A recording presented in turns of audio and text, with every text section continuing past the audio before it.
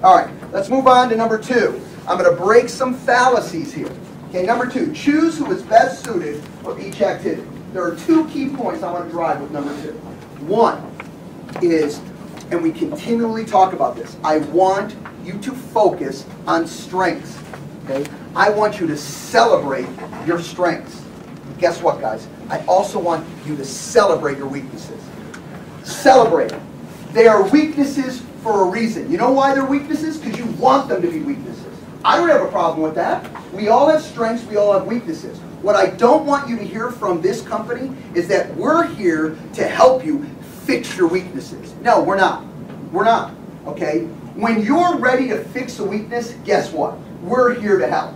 We're here to help. If you chose and said, you know, Mark, I normally hated technology, but I'm telling you, in the next 90 days, I will be one of the top technology people. I'm going to go through every class. I'm going to practice. I'm going to do it. There'd be no stopping you. In 90 days, you would be where you want to be. What the message is I don't want to tell you to be that person. Only you can. So here's what I want you to do. Celebrate your strengths. Celebrate your weaknesses. Now here's the other fallacy. Just because you don't want to be the person to do X work, let's just use Planet RE and files. I don't like doing that. That doesn't mean that work doesn't need to get accomplished and get done. So your choice is this. Mark, I'm starting to get this. I know I'm worth about $1,000 an hour when I do what I'm supposed to do. Okay? And I would rather compensate someone. I can't afford to hire someone full-time yet, though I want to, but I can't. So I'm going to pay someone on a per-file basis and someone to do my mailers, maybe the same person.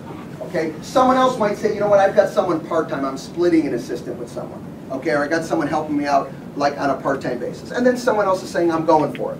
I will invest in that full-time person because I understand if I have that full-time person, I can spend more time out doing the $1,000 an hour work. Does that make sense? Yes. Okay. So this idea that you have to be everything gets here. I'm going to tell you, the war starts here. The war starts here. And if this isn't right, the world isn't right. In everything, in life, in business. It's got to be right here. And the way to do that is clarity. Okay? Remember, I've always said, success is not sexy. Okay? It's clarity and consistency. Okay? Got that one from John. See how I made it mine after I did that? Okay, that's pretty good. All right. So the whole point of that is that it's that clarity. In fact, if you're intentional about something and you're going down the wrong road, that's okay. Because when you're intentional about it and you're clear on what it has to give you, when it doesn't work, you stop yourself because you really understand what it's supposed to do. You're intentional about it. So even when you make a mistake, it covers you. All right. John already talked about we have numerous skill set trainings, okay? And you don't have to go to all if you've gone through some or whatever and you want to focus on others. Pick and choose the classes that you want to move your skill set forward. Now I want to talk one more aspect about skill set. I'm not a sports buff, so my brother would laugh at me at this, but I'm going to use a sports analogy. Let's think the top quarterback, okay? The top quarterback in the NFL, all right? Does the top quarterback, who's just amazing, does that person need to attend practice? Yes. Oh, I'm sorry, you must have misunderstood me. I told you, this is the best, okay, quarterback, okay, in the NFL. In fact, they're talking about that he may go down in history as the best quarterback ever in the game. Does that person need to attend practice? Yes. Yes. Okay. And I'm going to tell you right now, this problem in our industry, that if you are in the industry for X period of time, you become all that and a bag of chips. You are just, you know, Mark, with all due respect, I got it. There's really nothing more than I need to learn. Okay. Guess what? How sad of a situation for our industry. And it's rampant.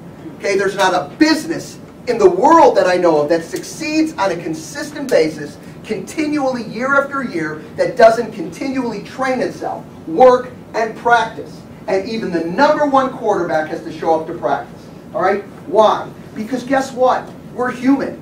And if your head's not in the game each and every time, you'll blow it. How many times have you had, or maybe once, twice, you've gone to a presentation and forget, let's say you got the listing or you got the buyer, and you walked out of that presentation, you went like this.